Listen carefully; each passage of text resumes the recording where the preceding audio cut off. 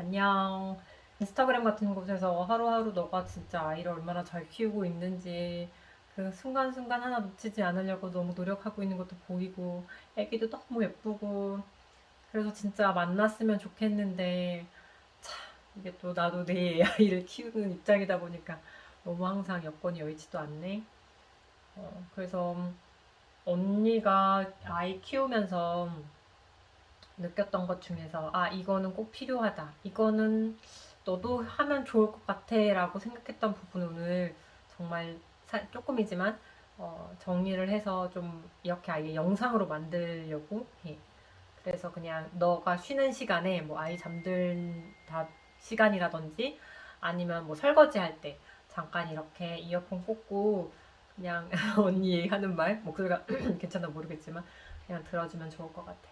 아이를 그냥 잘 먹이고 잘 재우는 거 말고도 요즘 엄마들 너무 정보력이 많기 때문에 다양한 오감 발달을 위해서 여러 가지를 너가 하고 있을 거라고 생각해. 근데 그거 하면서도 되게 이게 맞나? 막 이런 생각 들잖아. 그래서 언니는 책 육아를 했는데 언니는 사실 이걸 너한테 너무 권하고 싶고 이게 참 정말 좋았다라고 얘기하고 싶어서 이 영상을 찍은 가장 큰 목적이야. 내가 가진 이 아이를 키우는 거의 모토 중에 하나가 아이의 발달 단계를 엄마가 굉장히 민감하게 잘 보고 그거에 맞춘 환경을 잘 세팅하자였거든. 그냥 좀 극단적인 예로 6세쯤 되면 우리 한국에 있는 엄마들은 영어 유치원을 보낼까 막 고민을 엄청 한단 말이야.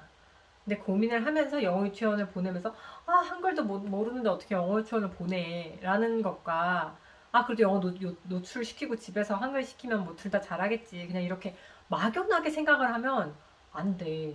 아이도 가서 스트레스를 받거든. 갑자기 모르는 데 가서 그렇게 스트레스를 노출시키는 거에 대해서 나는 조금 더 부모가 세심하게 해줬으면 좋겠다는 주의지. 그러니까 예를 들어서 책육아를 통해서 책육아의 내가 방법을 내가 나중에 되게 뒤에 많이 알려줄게.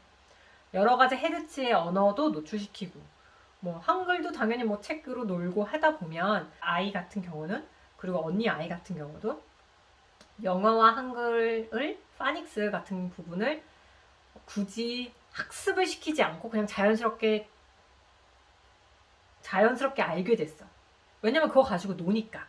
문자 민감기란 시기가 있거든. 그럼 그런 문자 민감기 시기가 있을 때 아이한테 이제 아이들이 그거를 가지고 너무 그걸 알고 싶어 할 때, 그걸 알 때 아이들은 행복할 때거든. 그 문자 민감기가. 그럼 그때 그 정보를 확 줘야겠지. 근데 그거를 어떻게 하느냐? 엄마가 알 수 있어. 얘가 문자 민감기가 왔는지. 주 양육자가 알 수 있거든. 근데 그때 갑자기 정보를 확 주려고 내가 갑자기 책을 막 사들여서 막 집에 세팅하고 이러면은 아이는 그거에 대해서 낯설어 할 수가 있어. 이게 뭐지? 갑자기 왜 뭔가 변화가 있지?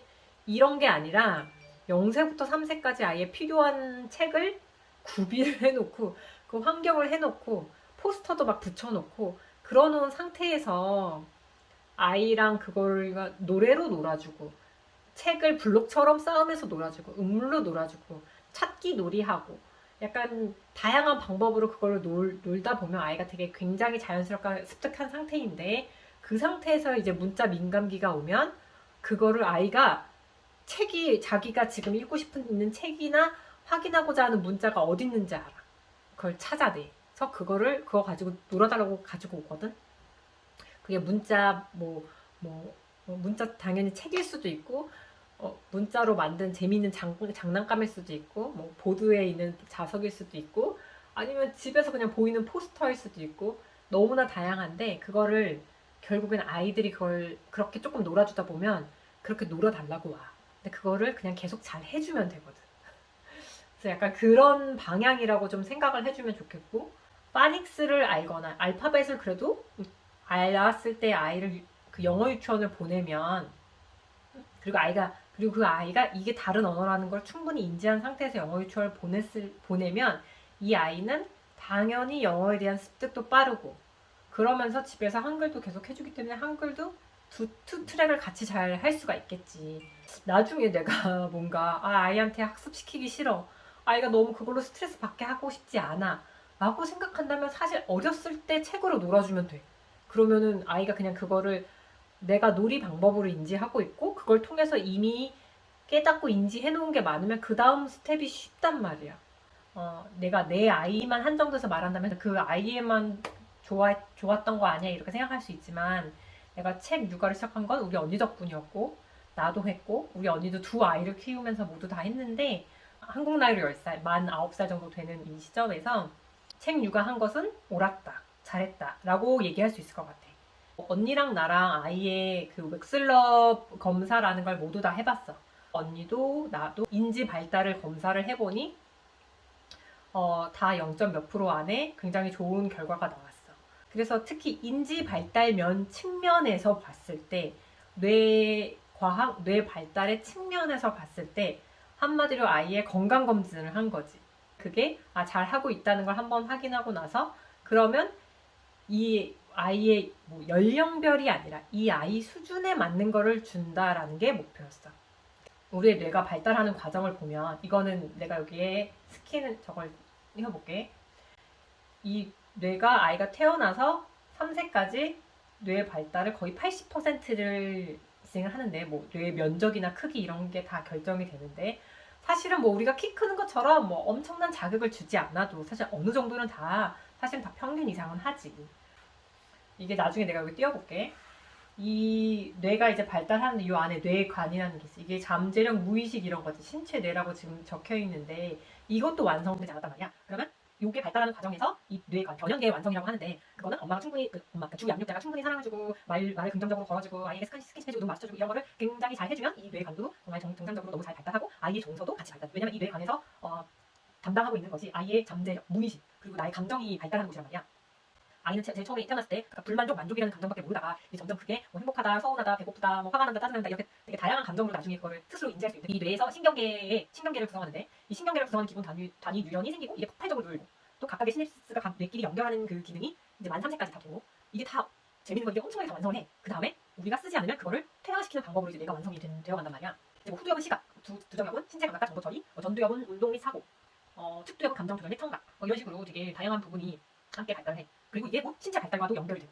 그래서 결론은 뇌 발달을 잘 하게끔 도와주면 인지 발달뿐만 아니라 신체 발달 그리고 아이의 정서 발달도 다 고르게 시킬 수 있다. 그래서 이 뇌 발달을 할 때 꼭 필요한 게 있어. 충분한 영양, 충분히 잠을 자는 거, 그리고 엄마 아빠나 주 양육장의 충분한 사랑, 그리고 다양한 오감 작용. 요게 있는데 사실은 충분한 영양, 충분한 잠은 아마 엄청나게 잘해주고 있을 거라고 분명히 생각해. 그리고 충분한 사랑도 너무너무나 잘해주고 있을 거라 생각해. 이 부분에 어디 하나의 문제가 생기면 사실 뇌 발달이 살짝 지연돼. 천천히 발달하는 거지. 딱 그 연령에 맞지 않고 이 부분은 조금 천천히. 왜 아이들이 둘째 생기면 첫째들이 잠깐 퇴행을 한다고 하잖아. 아니면 지연을 하거나. 그게 정말 있거든.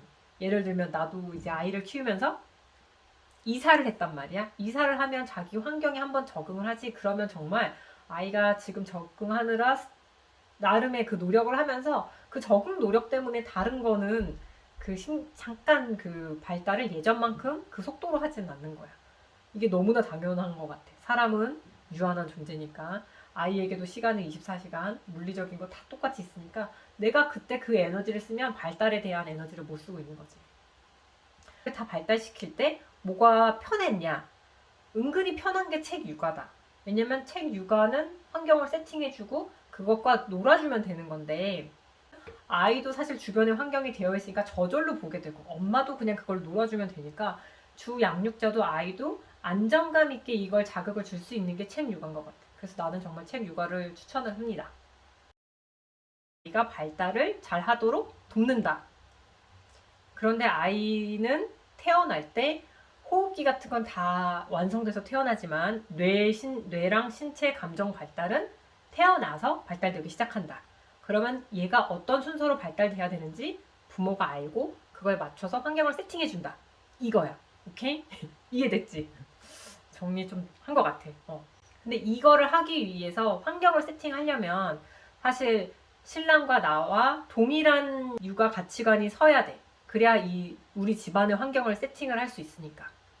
근데 그거를 너가 막 얘기하는 것보다 혹시 기회가 된다면 이 내가 말하는 영상이 이해가 된다면 신랑한테도 같이 보여줘도 좋을 것 같아. 왜냐면 내가 책 육아를 한다고 하면 아이한테 무슨 벌써 책을 해? 아니면 아이는 그냥 뛰어노는 게 좋지?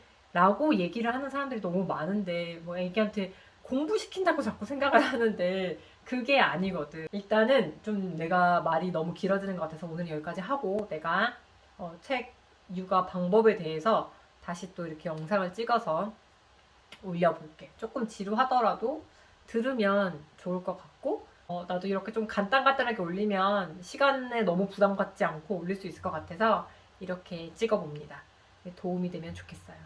언제 빨리 예쁜 아가들을 만날 수 있길 바라며. 안녕.